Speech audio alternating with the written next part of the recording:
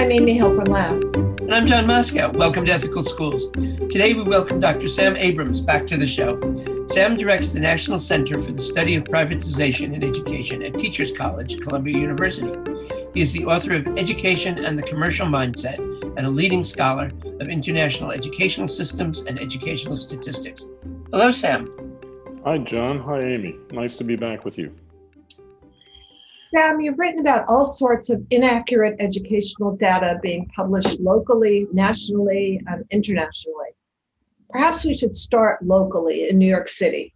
You identified a misleading narrative about admission to the city's elite high schools. Would you tell us about it briefly? Okay.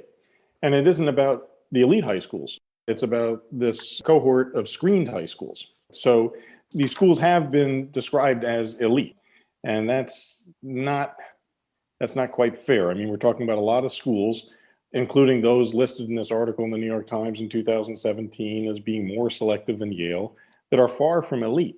And what the New York Times did was republish data from the New York City Department of Education. The New York City Department of Education publishes data about high schools and their annual directory. It's a big, big book, the size of a telephone book, for those of us who remember what a telephone book looks like. Does anybody have a telephone book anymore? Anyway, this high school directory is massive. It's the size of a telephone book. And the DOE does a Herculean job of amassing data about all these different programs, but they err in describing applicants to schools, because the way eighth graders apply to high schools in New York, except for the exam schools, there are 8 exam schools plus one audition school, LaGuardia School for Performing Arts, is they can list up to 12 schools in which they're interested. And they get to match with one school.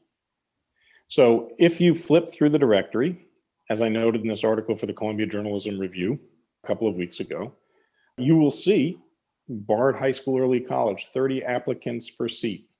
Baruch College Campus High School, 44 applicants per seat. Beacon High School, 19 applicants per seat, on and on and on. So there's it's a random sample, for example, of 8 consecutive schools, those are 3, in the 2019 directory, including the Chelsea Career and Technical Education High School, 14 applicants per seat. Okay, that means 7% acceptance rate. And this is a mischaracterization. The DOE mischaracterizes the application process. These are not applicants per seat in a conventional sense. They are students, again, who list 12 schools in which they're interested. They can only be matched with one. Now, what that means conversely is if every student did exercise their right to list 12 schools, each school on average could accept only one of 12 applicants, or 8.3%. So we shouldn't be surprised that you'd have 10 schools, as the Times claimed in its 2017 article, being more selective than Yale. Now, back then, I think in 2017, they said that Yale accepted 6.3 or 6.2% of their applicants. And here the New York Times found 10 schools, including Beacon and some of these other schools, where the acceptance rate was below 6.3% or 6.2%. In fact, had the New York Times really gone through the directory, they would have found 96 schools more selective than Yale. So it's incoherent, okay? The Times, in this regard, committed an error that's so typical of newspapers in so many areas, and that is they republished official data without subjecting it to sufficient scrutiny. The DOE is at fault, but the Times is also at fault. It's the newspaper of record. They should look at that and realize, whoa, how could this possibly make sense? And of course, it doesn't make sense. But that's the big mistake, and the consequences are grim. It generates undue stress for students and parents alike. But more importantly, and we have evidence to document this, it discourages students from underrepresented neighborhoods from applying. Not that they or their parents read the New York Times, but their guidance counselors do or heard about this article, and it spread throughout the system. So guidance counselors were saying, don't waste your application, your ranking on Beacon or Bard. You won't get in. And moreover, there's misinformation too that's been printed by the New York Times that you have to rank a school first to have a chance at it. It's a double-blind process. So if you rank strawberry number 1 and you rank vanilla number 2, your chance of getting into vanilla, if you get rejected by strawberry, okay, is just as good as had you ranked it first. It doesn't matter that you ranked it second. Your chance of getting into that second school is just as good. So that's misinformation as well. Sam, why have the DOE and school principals been silent about the misrepresentation of these admissions numbers? That's a great question. And I reached out to the DOE back in 2017, and I spoke to people there about why they were presenting the data this way. They stood by their presentation of the data. They said, this is right. I wrote a letter, as I described in the Columbia Journalism Review article, to the Times back in 2017 when this article appeared. It was on the front page of the Metropolitan section. It was a Saturday. I distinctly remember it. I immediately wrote a letter. It got ignored. They didn't publish a letter from anybody else to elucidate the process. So I think there are a couple of things that we can infer. The people of the DOE, there must be some people at the DOE who understand how this algorithm works, okay? And the fact that no letter appeared in the Times to elucidate the process suggests that anybody at the DOE interested in setting the record straight was silenced. And it could very well be that there are people at the DOE who like the impression this misinformation conveys, that we have these schools that are so selective. Now, principals of schools may not know how the algorithm works. If they do, they might also like the mystique that this misinformation conveys, that it makes their school look good, that it's more selective than Yale. So this is a real problem. It's wrong. And people need to understand the implications of the misinformation. Again, it causes undue stress for parents and students alike. And it discourages, more importantly, it discourages students from underrepresented neighborhoods from applying to these schools. And there is a report, as I noted in the Columbia Journalism Review article, from the IBO, the Independent Budget Office, in 2016, that noted that a significantly disproportionately low number of students from underrepresented neighborhoods with high scores applied, not enrolled, applied to these selective schools. So students with high scores on the ELA and math exams given in 7th grade from underrepresented schools applied to these schools at a much lower rate than students from better represented schools with the same scores. Before we go on, you've mentioned an article in the Columbia Journalism Review. I just want to ask you to give yourself a plug. Could you give people when that appeared and what the essence, Yeah, the article went online April 20th, and I reached out to the editor and publisher of the Columbia Journalism Review in February 2020, if I recall correctly, to see if he'd be interested in publishing this critique, because I had published a detailed critique in the spring of 2017 in response to the New York Times article claiming that these 10 schools are more selective than Yale. Chalkbeat and Phi Delta Kappan published articles validating that critique. The New York Times persisted in publishing the wrong data. And in November of 2019, there was an article in the Times about long lines at the open houses at Beacon, and that there were 5,800 applicants for 360 seats. And the reporter, Eliza Shapiro, said this made Beacon as selective as Yale. Now, before that article ran, I got a call from the head of admissions at Beacon, where I taught from 1999 to 2008, Baird Faithful, who had been at Beacon from 1993 until just last year. He retired in 2020. And he said, I heard the New York Times is going to run another article in which they compare admissions at Beacon to admissions at Yale. Is there anything you can do to reach somebody at the New York Times to set the record straight? I said, I'd give it a try, and I emailed a contact at the Times. That person told me that he or she would, not to give away that person's identity, he or she would let the reporter know. Then the article appeared a week later. I wrote my contact, and he or she expressed dismay. And then I wrote, after another article appeared in December, a month later, about a walkout at Beacon, protesting lack of diversity, and again making the claim that there were 5,800 applicants for 360 seats. I reached out to the journalist, Eliza Shapiro, and I explained to her that these numbers are very wrong, and offered to talk to her about it. She wouldn't. She said she stood by the newspaper's interpretation of the data, using the DOE data, and expressed no interest in talking about it. And then several months later, the Times used the same numbers, 5,800 applicants for 360 seats. At that point, I reached out to Kyle Pope, the editor and publisher of Columbia Journalism Review. I explained the situation, and he said he was interested in an article to make this clear, because publishing a critique on the website of the research center I run had some impact in getting Chalkbeat and Phi Delta Kappan to publish articles about it, but it didn't set things straight with the Times. So I thought the Columbia Journalism Review might do that. And I think it will. I think the Times has to set the record straight. Now, the DOE is supposed to issue decisions this week or next about placements for 8th graders in the city system. So that would be a good time for the paper to clarify how this algorithm works. I hope they do. They owe it to their readers. They've done serious harm with this misinformation. Sam, you referenced the walkouts and teach-ins at the Beacon School.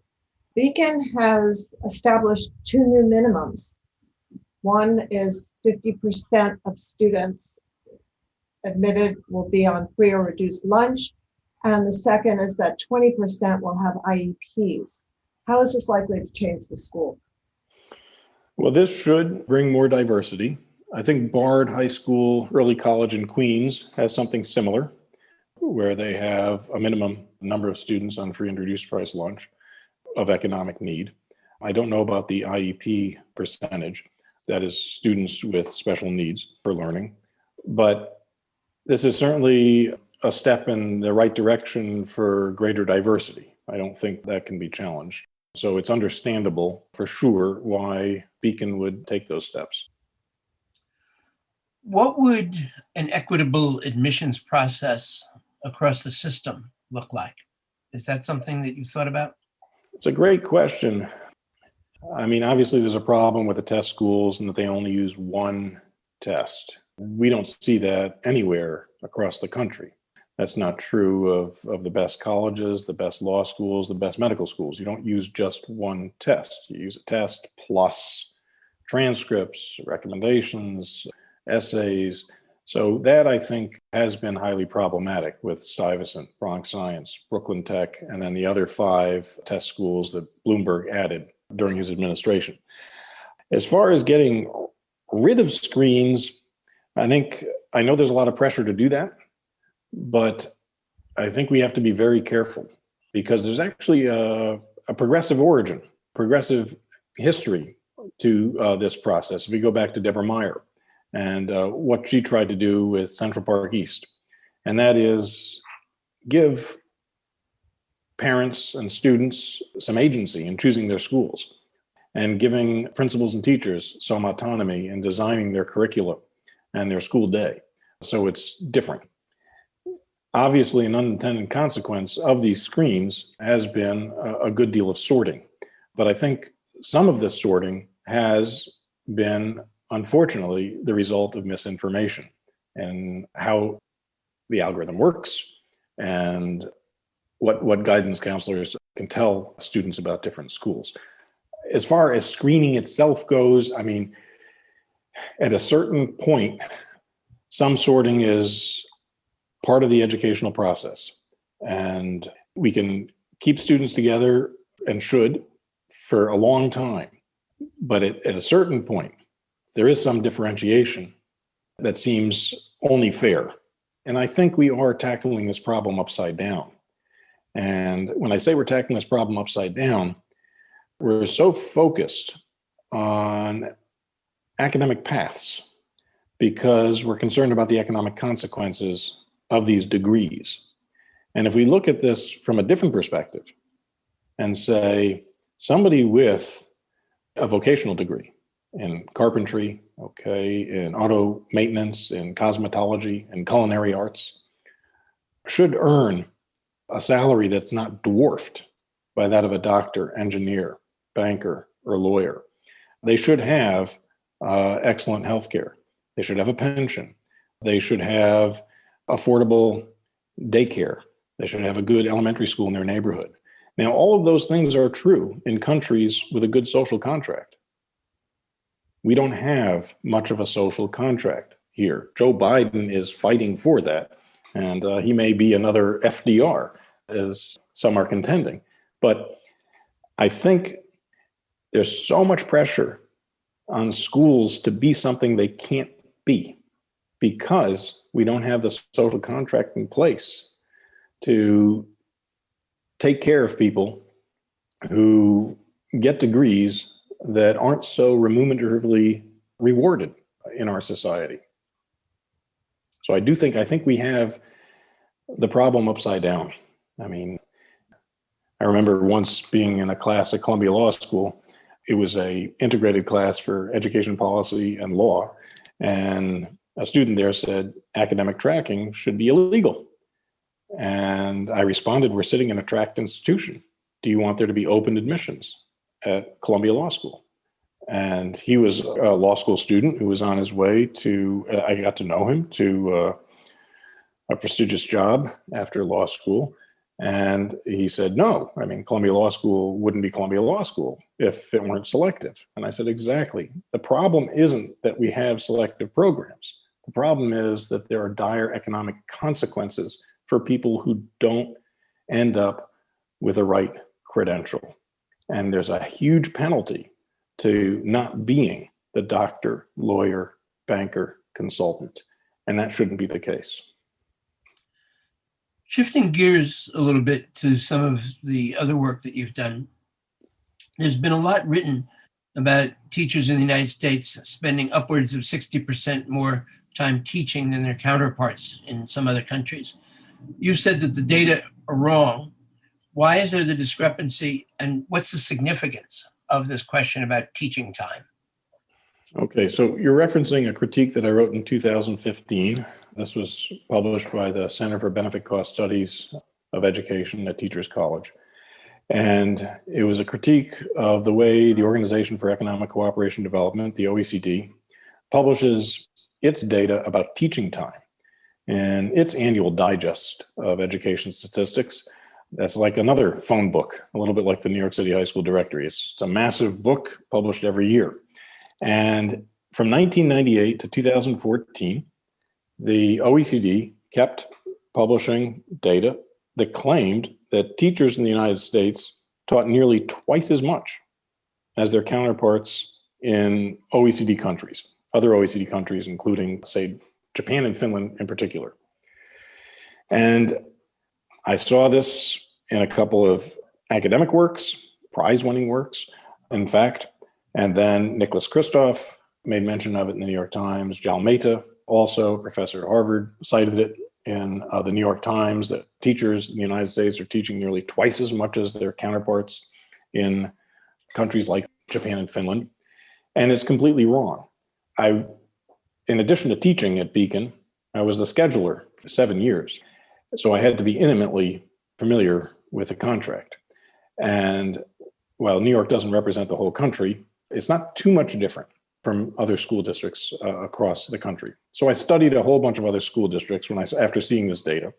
Then I took a look at how the United States gathers its data.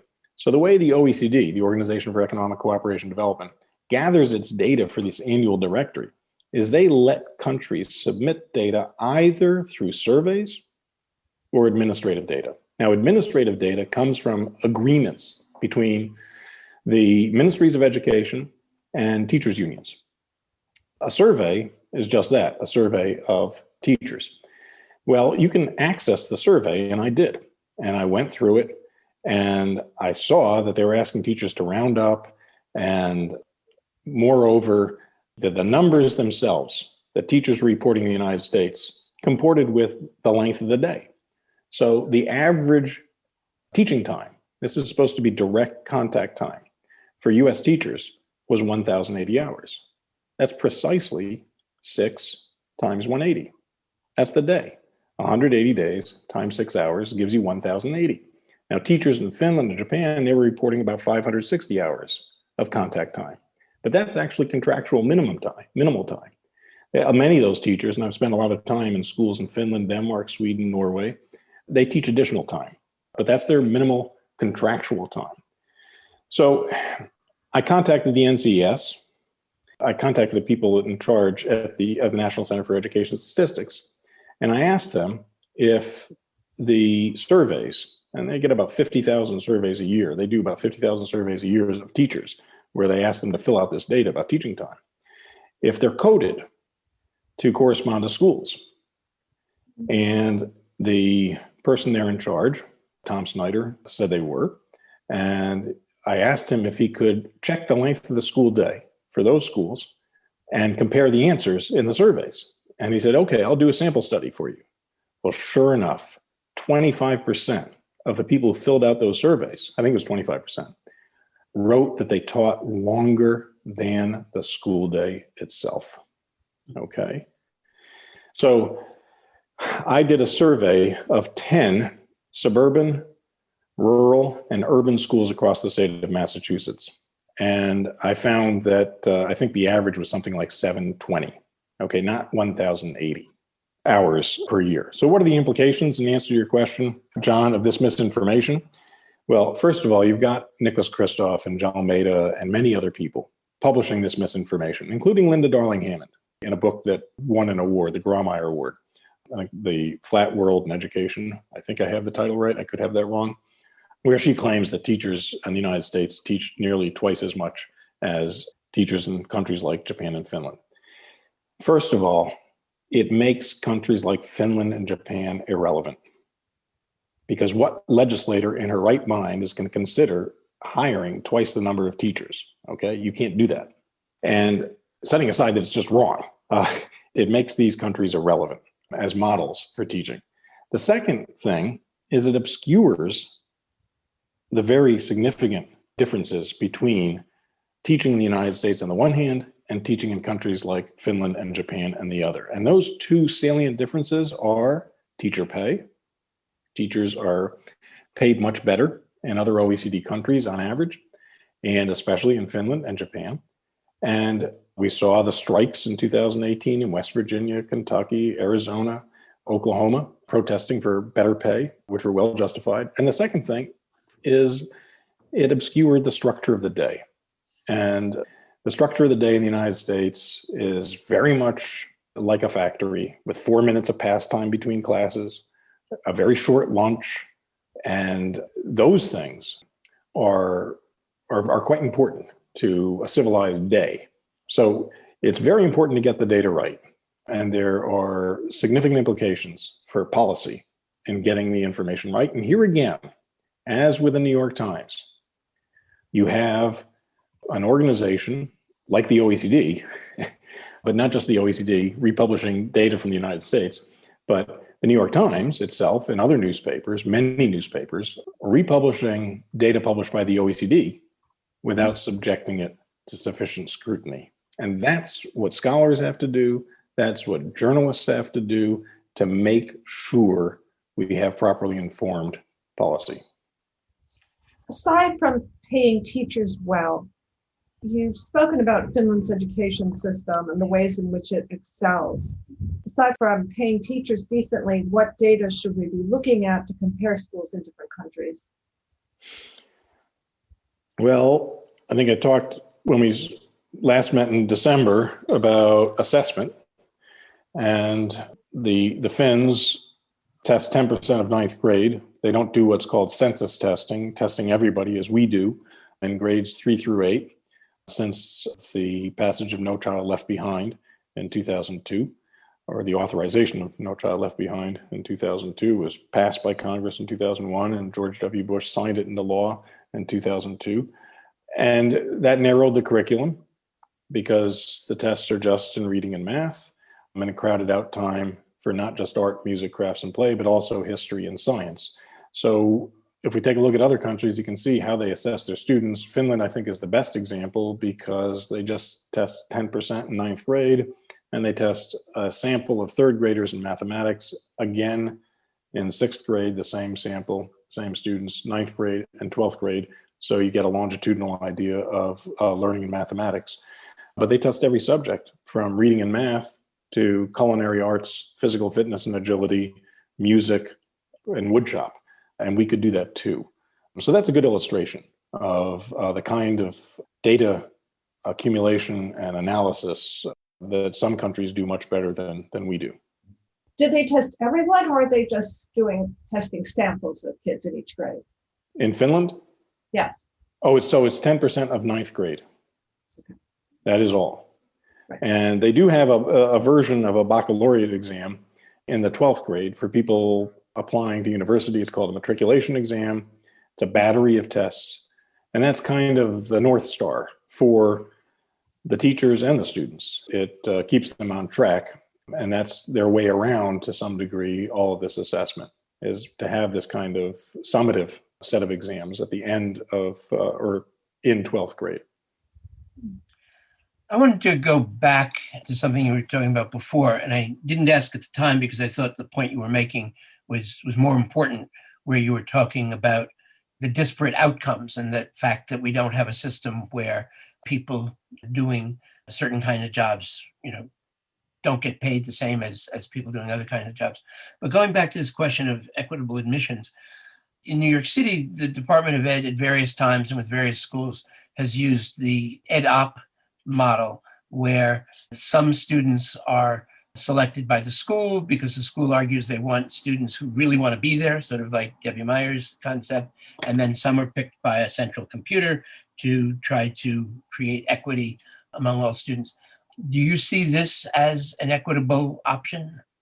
Well, it's an interesting question. Beacon was that from 1993 to 2005, I believe. And I was there from 1999 to 2008. So I saw both. So with education option, you have 50% come in through guidance counselor recommendations, and you have 50% who are randomized in.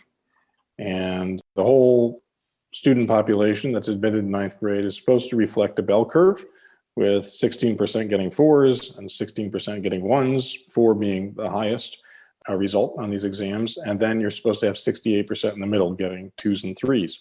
I think education option is appealing in the name of integration. It does mean that the school can't be as focused on its mission as with a full screening process, because you do have this randomization that's taking place.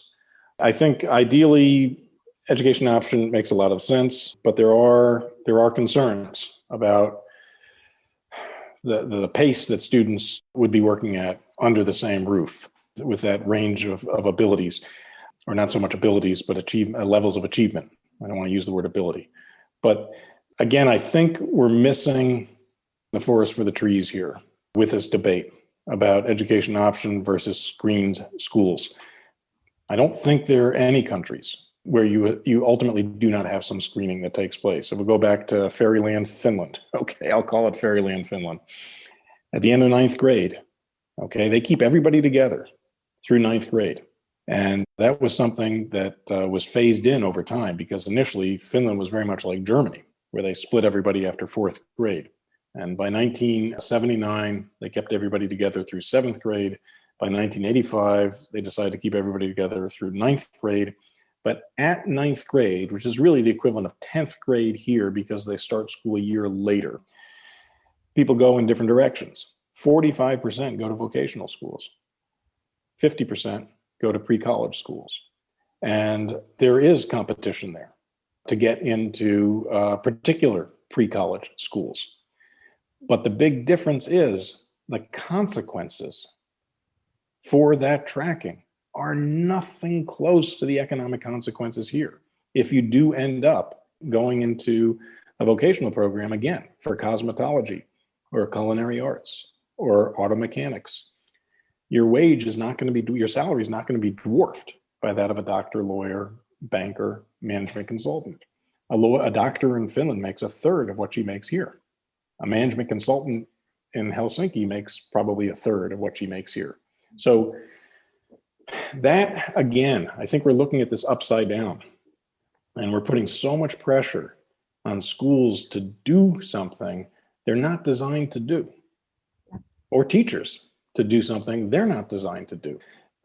As an educator yourself, John, you know probably that the biggest challenge for any teacher is differentiated instruction. Mm-hmm. And I was a teacher for 18 years, and that was always the biggest challenge. And at Beacon, from 1999 to 2004, 2005, I can't remember, I think it was 2004, 2005 when we introduced screen process. That was a very big challenge for me. And the principal would often send me the students who were the most challenging, because I had a reputation for being a really nice guy. And as nice as I was, I struggled. I really struggled to reach a range of students through that challenge of differentiation. And I often failed because I couldn't do it with 34 students in the class in particular. Thank you, Dr. Sam Abrams of Teachers College, Columbia University. Thank you. And thank you, listeners. If you enjoyed the podcast, please share it with a friend or colleague. Subscribe wherever you get your podcasts and give us a rating or review. This helps other people to find the show. Check out our website, ethicalschools.org, for more episodes and articles, and to subscribe to our monthly emails. We post annotated transcripts of our interviews to make them easy to use in workshops or classes. We work with consultants to offer customized SEL programs with focus on ethics for schools and youth programs in the New York City and San Francisco Bay areas. Contact us at hosts@ethicalschools.org or on Facebook, Instagram, and Twitter at Ethical Schools. Our editor and social media manager is Amanda Denchi. Until next week.